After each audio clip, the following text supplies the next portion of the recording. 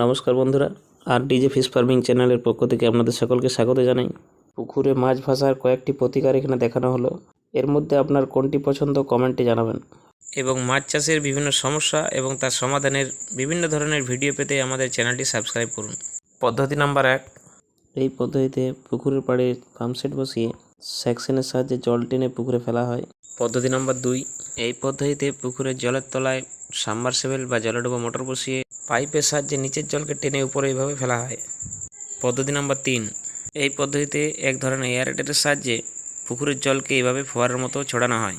পদ্ধতি নম্বর 4, এই পদ্ধতিতে প্যাডেলযুক্ত এরিয়েটরের সাহায্যে জলকে চারিদিকে ছিটিয়ে শাওয়ারের সৃষ্টি করা হয়। পদ্ধতি নম্বর 5, এই পদ্ধতিতে পুকুরের পাড়ে পাম্পসেট বসিয়ে পুকুরের জল টেনে সরু পাইপের মাধ্যমে ফেলা হয়। পদ্ধতি নম্বর 6, এতে ভেলার উপর পাম্পসেট বসিয়ে পুকুরে চলমান ও ভাসমান শাওয়ারের সৃষ্টি করা হয়।